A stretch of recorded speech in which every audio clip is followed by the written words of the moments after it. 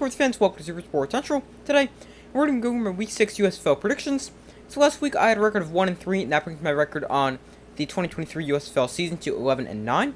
Starting off with the games we have on Saturday, we have the Showboats hosting the Maulers. So both teams have started the season off 0-2, but have now won 2 of their last 3 and are both 2-3 in the season. And both teams have also been playing much better, especially offensively after a quarterback change. For the Maulers, Troy Williams has been great in his 3 starts. He's hurt opponents with both his arm and his legs. And now for the Showboats, they're coming in winning 2 straight.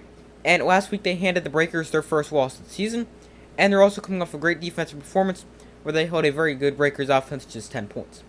Now I have the Maulers getting the win here in a close, low-scoring game. And now even though offensively the Maulers haven't been great this season, neither team has been, I think the Maulers are a bit better. And they've been a bit better lately. I think Troy Williams is a real difference maker at quarterback. And if it's going to be a low-scoring game, the defense is going to have to play a big role in that. We already know the Maulers' defense is really, really good. Plus, they're going to get boosted by the return of star linebacker Reuben Foster, who missed the past 2 weeks with injury. So I've got the Maulers winning a lower-scoring game and getting up to 500, 3-3 on the season, winning over the Showboats by a score of 20-12. Next game, we've got the Panthers hosting the Stallions. So the Panthers, they've not been good after their 2-0 start. In fact, they've now lost 3 straight.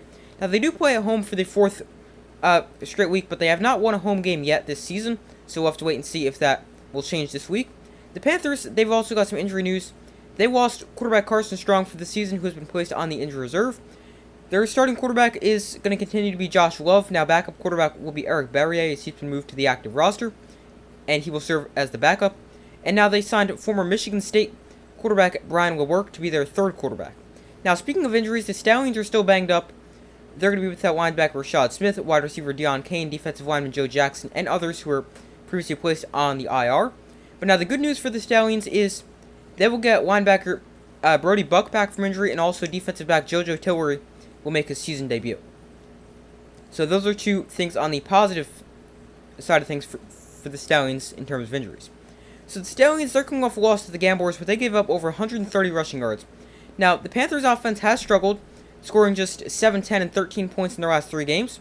But the Panthers do have the ability to run the football, so the Stallions need to make sure that they can shut down the Panthers' rushing attack.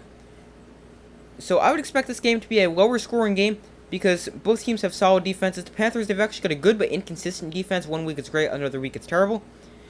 But I could see this game going either way if the Panthers' offense plays okay, they're able to run the football, and their defense plays well.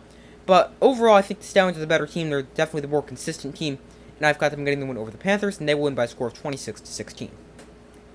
Moving to the games on Sunday, we've got the Stars hosting the Breakers.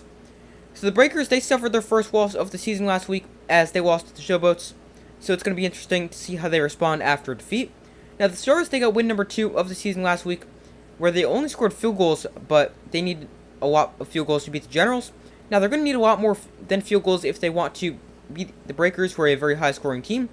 Now, the Stars' defense was great last week, and if they can pressure McLeod Bethel-Thompson and keep Wes Hills out of the end zone, I could see the Stars' offense being able to muster up enough points to get the win. The only thing is I don't see the Stars' defense holding the Breakers to that little of an offensive total, because the Breakers' offense is just too good. They can hurt you in way too many different ways, and the Stars will need to outscore the Breakers, and their offense has shown they're not good, at least so far this season, and they're going to need a lot more than field goals if they want to outscore the Breakers, and I just don't see them doing that. And I have the Breakers getting the bounce-back win, and they will rebound from their first loss of the season, improve to 5-1 on the year with a 28-17 win over the Stars. And our final game of Week 6, we've got the Gamblers hosting the Generals. So this should be a very interesting game. Both teams are good, and this could be a really, really good game. The Gamblers, they're 3-2. They're coming off a win over the Stallions without their starting quarterback, Kenji Bahar. Now, we don't know if Bahar will play this week. He did return to practice for the Gamblers, so that is a good sign. But last week, without Bahar, the Gamblers win on the ground game in Mark Thompson, who has been really, really good this season, especially since he's got 292 rushing yards and 8 touchdowns in just 3 games. Now, the Generals do have a fantastic run defense, which only allows 87 rushing yards a game, so it will be interesting to see how the Gamblers approach things offensively. Now, the Generals' defense has been great all season, but their offense, they have really not been that great. They've been pretty inconsistent, and also their offense is coming off a pretty disappointing game because of the Stars. Now, the Generals do need to get their offense going, but they face a improving Gamblers defense, so this is a true coin flip for me. I could truly see this game going either way. I'll take the Generals, just barely escaping with the 24-23 win. But this is going to be a very, very close game, a game that can go very much either way. And I think this will be a very close, entertaining game. But those are my Week 6 USFL predictions. Thank you guys for watching. Make sure to like, subscribe, comment, turn on notifications. I do my best to post as often as possible. Make sure to check out the community tab of my channel where you guys can vote on who you think will win this week's games. But thank you guys for watching. Make sure to like, subscribe, comment, turn on notifications. I do my best to post as often as possible. And I will see you in the next video.